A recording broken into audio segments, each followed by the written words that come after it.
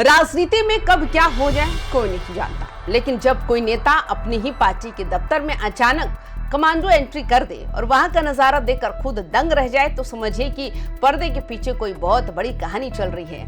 आज बुधवार को बिहार की सियासत में एक ऐसा ही जबरदस्त वाकया हुआ है। पूर्व मुख्यमंत्री नीतीश कुमार ने अचानक कुछ ऐसा किया जिसकी भनक उनकी पार्टी जेडीयू के बड़े बड़े सुरमाओं और मंत्रियों तक को नहीं थी। नमस्कार, आप देख रहे हैं वाइबिन बिहार झारखंड। मैं हूं आपके साथ मुदिता त्रिपाठी। नीतीश बाबू सीधे जेडीयू के प्रदेश कार्यालय धमक पड़े, लेकिन जैसे ही उन्होंने दफ्तर के अंदर कदम रखा वहां का नजारा देखकर उनके होश उड़ गए।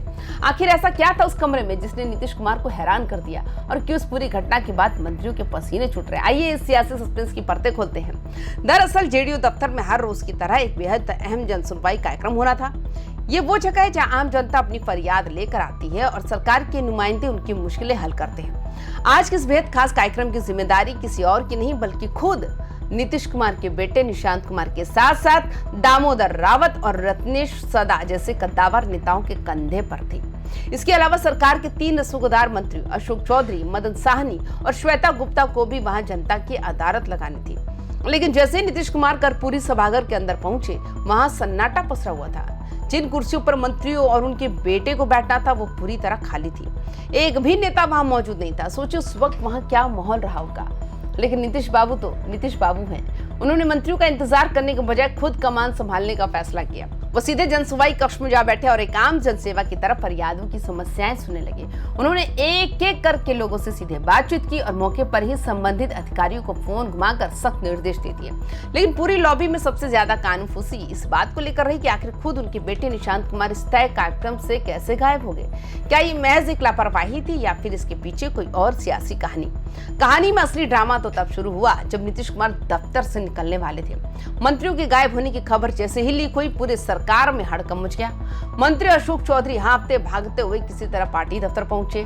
उस वक्त नीतीश कुमार का काफिला पार्टी कार्यालय से बाहर ही निकल रहा था। अशोक चौधरी ने दौड़कर पूर्व सीएम की गाड़ी के पास जगह बनाई और हाथ जोड़कर खड़े हो गए। लेकिन सस्पेंस देखिए, नीतीश कुमार ने अपनी गाड़ी नहीं रोकी। उनका काफिला लगातार आगे बढ़ता रहा और अशोक चौधरी बस हाथ जोड़े देखते रह गए।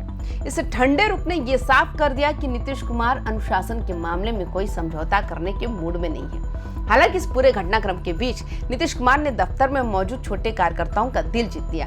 करीब 10 मिनट के अपने इस औचक दौरे के दौरान उन्होंने कार्यकर्ताओं की पीठ थपथपाई और बेहद दार्शनिक अंदाज में कहा कि चिंता मत कीजिए, बस काम करते रहिए, सब कुछ बहुत जल्द ठीक हो रहा है। उनके इस वाक्य ने कार्यकर्ताओं में नया जोश भर दिया। दिलचस्प बात तो यह है कि इसी दौरान टीआरई 4 के अभ्यर्थी भी छात्र नेता दिलीप के नेतृत्व में पूर्व मुख्यमंत्री से गुहार लगाने पहुंचे थे।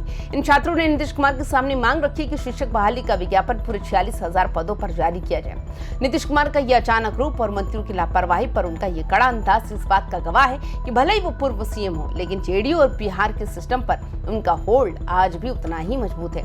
अब देखना यह होगा कि इस सरप्राइज टेस्ट में फेल होने वाले मंत्रियों पर आने वाले दिनों में क्या घास गिरती है। इस पूरे सियासी ड्रामे पर आपकी क्या राय है, कमेंट्स में जरूर लिखकर बताइएगा। बाकी तमाम खबरों के लिए देखते रहिए वाइबिन बिहार झारखंड। नमस्कार।